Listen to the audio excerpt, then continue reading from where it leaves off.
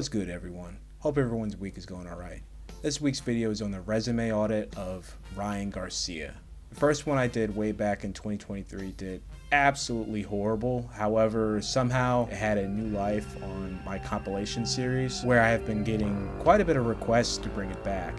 Since Ryan is fighting soon, let's reboot this series starting with him. I'll only be discussing opponents he has fought when he entered the world ranks. My grading system is UU style, so we going from F class as the lowest to S class at the highest. With all that being said, let's begin.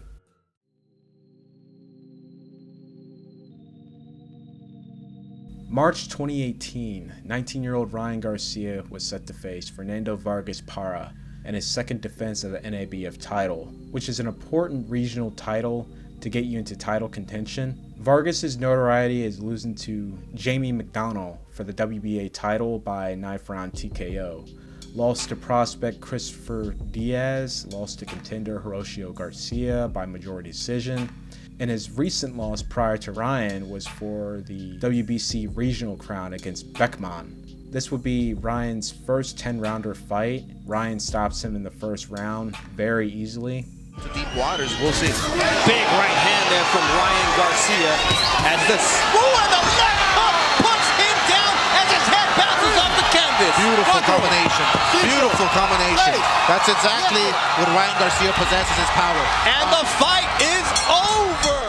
I have to note that Vargas at his most competitive was fighting at bantamweight, super bantamweight, and a case at featherweight, hence why he was taken out so easily by the natural super featherweight.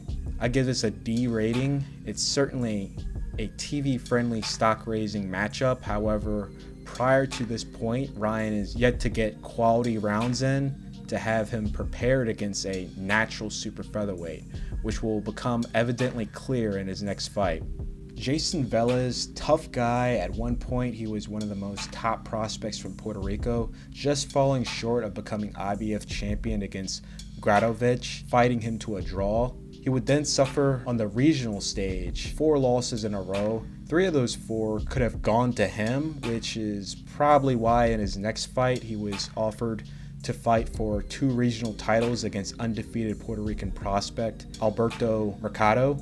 Velez will earn a decision and pick up a win against well past his prime Juan Manuel Lopez. Like I stated before, Ryan has not gotten any quality rounds in prior to this point. He had also publicly called out Gervonta Davis, which also didn't help his case coming into this fight. On a side note, if this video gets 4,000 likes, I will do one on Gervonta Davis next. So ESPN and Ryan's handlers had a big invested interest in putting Ryan on the big stage, which the turnout was amazing. However, due to Ryan's lack of experience against a guy who's battle ready, coming off 12 and 10 rounders, made it a very difficult fight for Ryan, resulting in a show that did not reach the viewers' expectations, despite getting the UD win. I would give this a C+ rating. It was a huge step up in competition against a guy that will force him to get those rounds in. Carlos was a prospect within the regional circuit. After a rough start to his career, 1 loss and 2 draws in his first 3 fights, he would stack up a large winning streak before losing it to Alberto Machado in a fight that would pretty much dictate who within Puerto Rico would go on to fight on the world stage at super featherweight, as this was for the WBO, NABO, and the NABF title. In Machado's next fight, he will go on to face WBA super champion Jezreel Corrales. Ryan, like always, would start out fast. However, his inexperience will once again show, and to make things worse, his lack of depth to his arsenal. Carlos may not be the fastest, and the difference in hand speed is clearly apparent. However, Ryan knew so little to where he had nothing to offer when mixing it up to keep Carlos guessing. If this was a password to log into someone's account, he had 123 ABC. This was a very difficult fight to watch, as Ryan would pull through with a majority decision win. I give this a B rating due to Ryan's performance. He was forced to scale back in the range of opponents and go back to the drawing board. The last fight would be a huge wake-up call, and Ryan's manager, at that time would not listen to anyone's opinion, which there was some backlash to have Ryan be trained by the Reynosos. This ended up paying off well, despite the level of opponent being sort of a downgrade from the Morales fight. The Reynosos, within a 3-month span, practically putting Ryan through boot camp hell, pretty much bringing him up to pace where he should have been at this point in his career. Ryan would dominate the fight, getting the KO victory in the 5th round. How did he weather that? Another one, and a hook, and down he goes.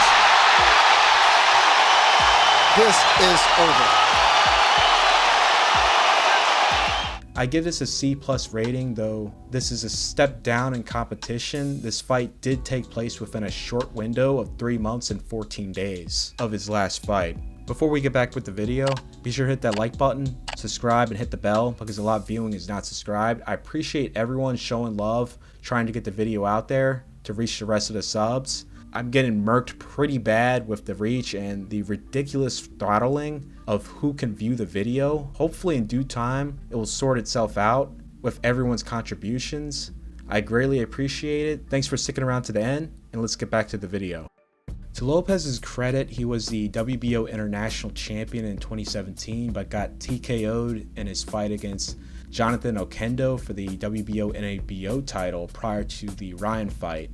Jose, who has a bit of a pop, would test Ryan's newly founded defense that the Reynosos were painstakingly trying to correct these bad habits. Ryan showed a lot of patience, finding his openings and taking advantage of Lopez's mistakes.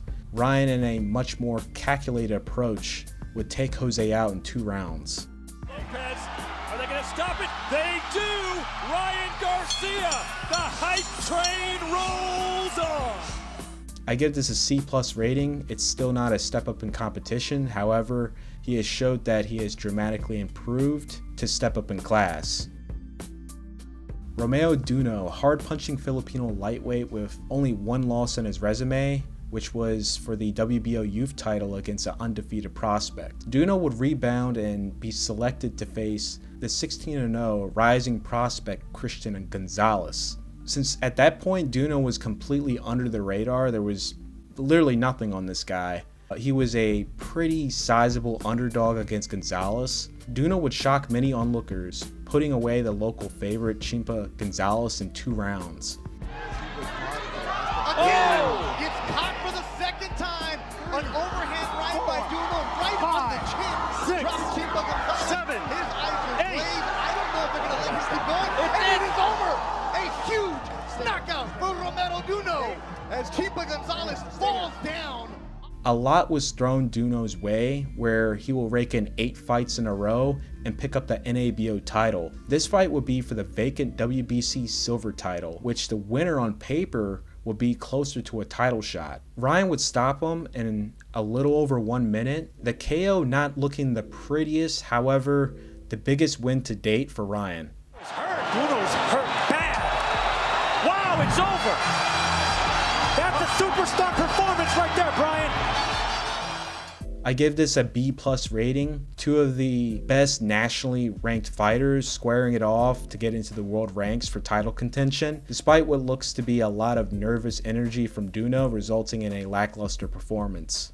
Fonseca, tough contender. His only losses at that point was for world titles. Late stoppage, loss against Gervonta Davis for the IBF title. Davis came in overweight, so the title was vacant and only available for Francisco to win. Then his 2nd loss against Tevin Farmer in his 2nd defense for the IBF title. He would also fall short for the IBO title, resulting in a draw. So on paper, Francisco in this stage would be Ryan's best opponent to date.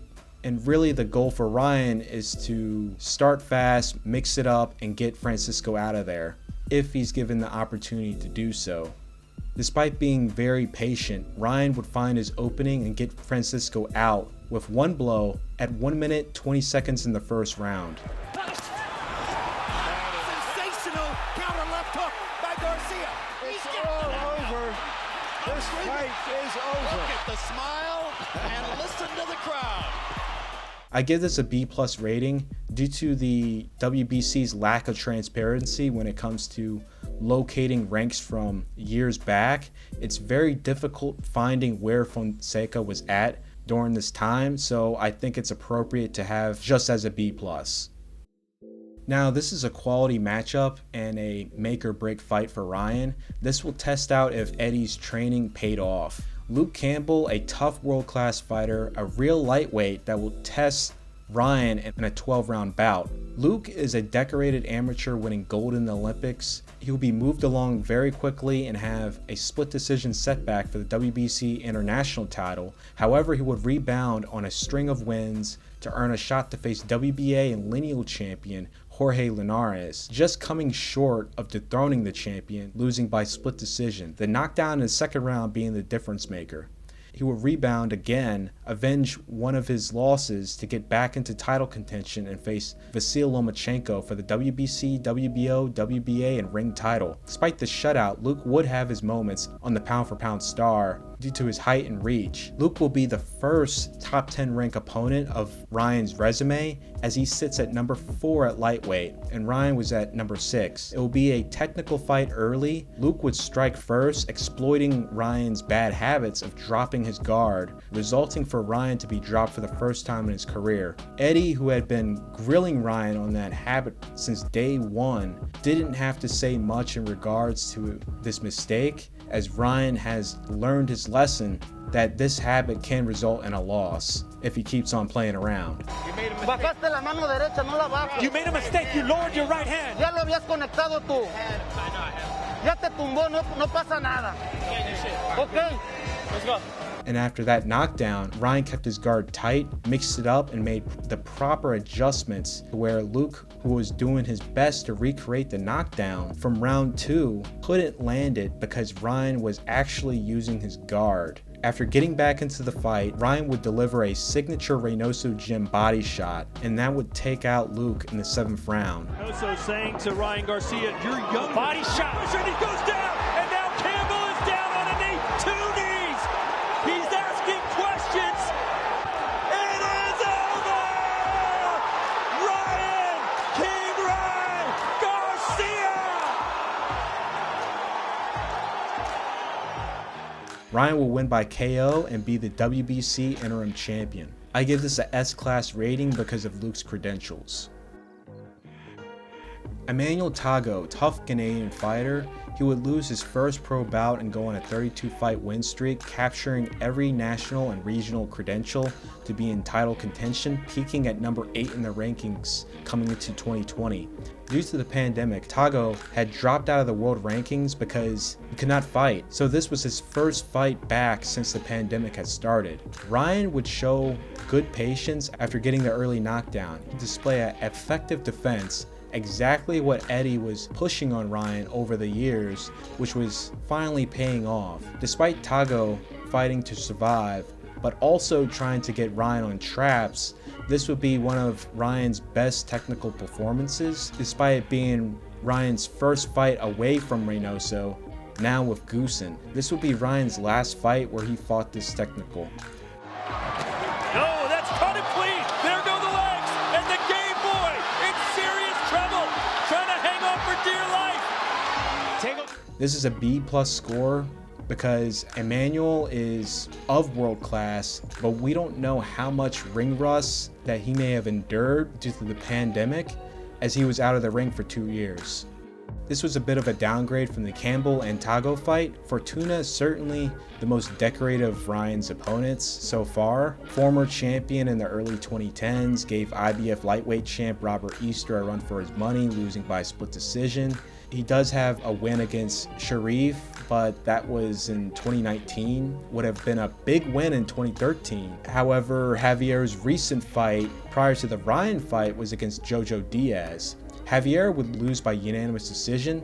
Most appropriately, Ryan should have faced former champion Jojo Diaz, and I believe at that time, Jojo campaigned on social media to have a fight with Ryan. However, it never came into fruition. Ryan would effectively use his reach and maintained distance on Fortuna, picking him apart on the outside to later find larger openings, and after 3 knockdowns, he would take him out in the 6th round.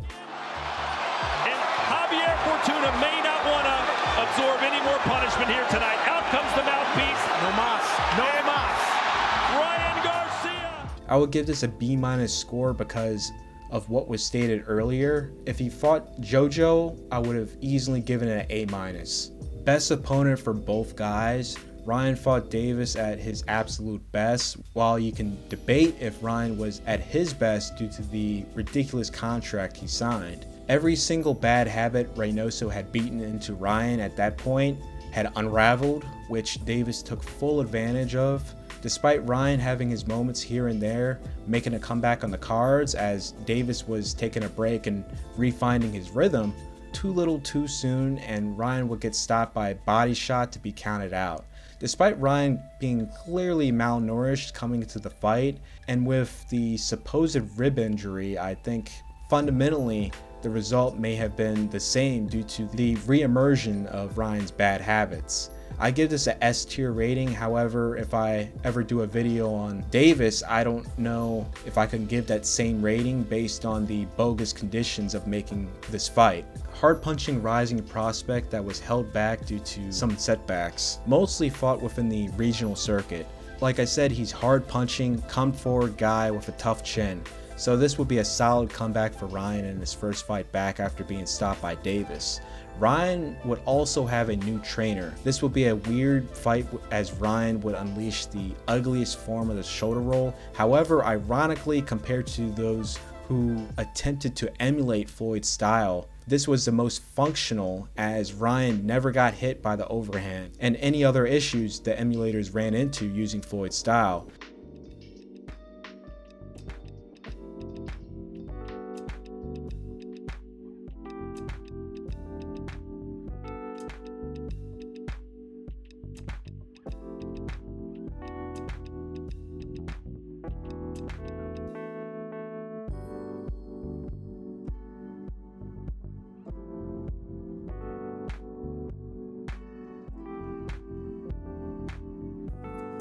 Despite the awkwardness, Ryan would find holes in Duarte's defense as he began to tire out, and he would get him out of there very quickly in the 8th round.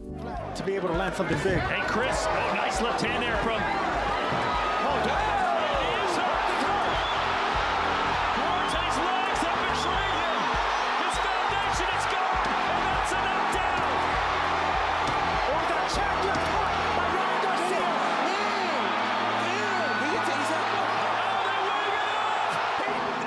I give this a B- rating. This was both guys' first fight at 140, despite it being a catch weight of 143 pounds.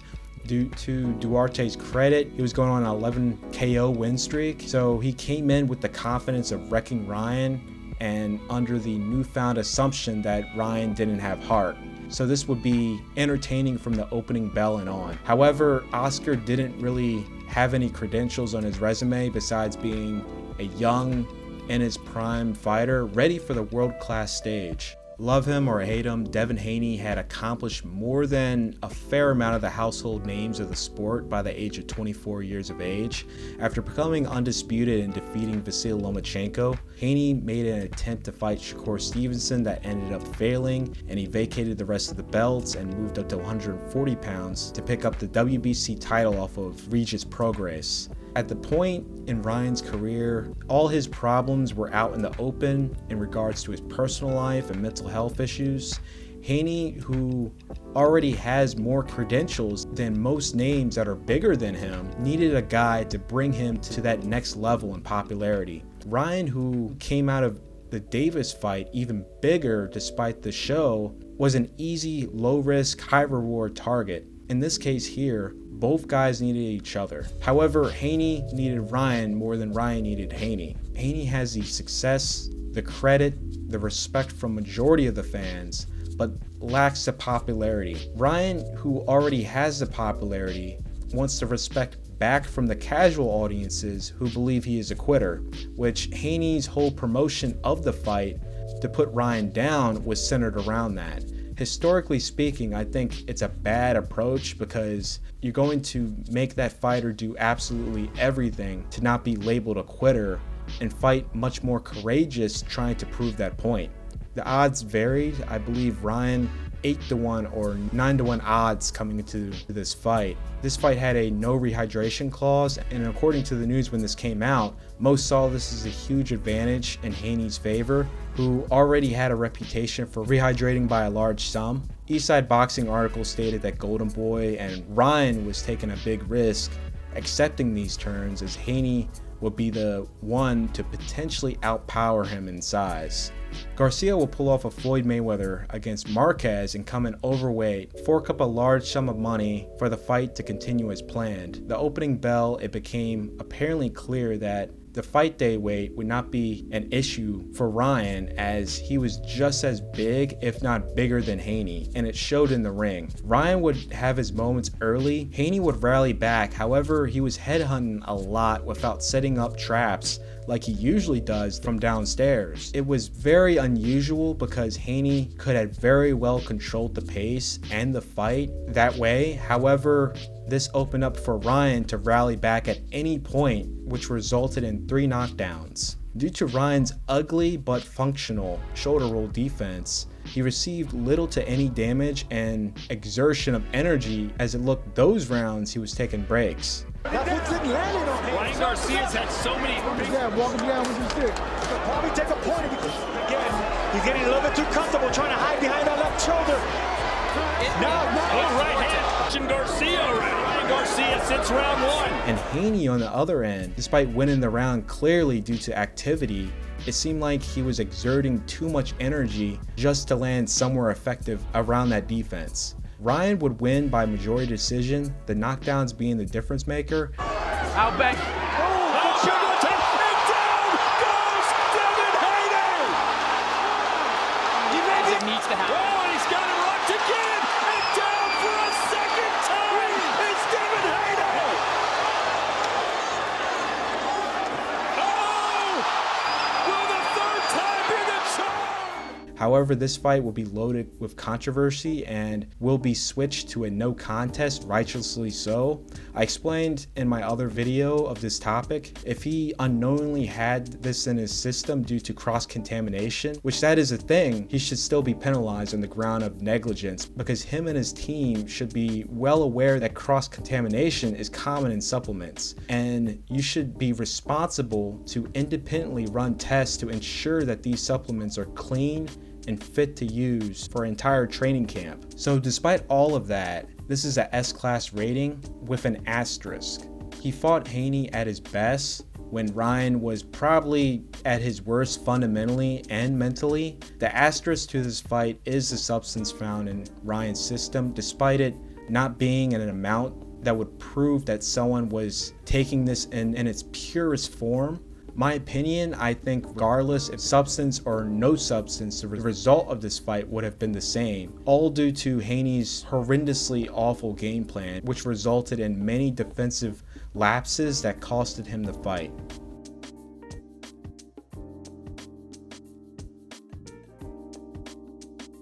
Rolando Romero. These guys have been rivals for quite a while, even more since the infamous sparring video from years back. Romero is 2 of 4 in his last 4 fights. This fight here between him and Ryan Garcia is at welterweight. Both guys, Ryan and Romero, are not ranked in the top 10 by Ring Magazine, but are ranked within the WBA belt organization. Rolly Romero at number 2 and Ryan at number 3, which that is a head scratcher itself. But since this is a video more about rating the opponent, I will give this an A+ rating. They both are world class at their physical peak. However, this fight is at welterweight and neither guy has done anything in this weight class, but this is a fight forcibly set up so the winner can be in line to face Boots Ennis in a big pay-per-view. So at least there's a purpose. In conclusion, I would have to give his resume a C+.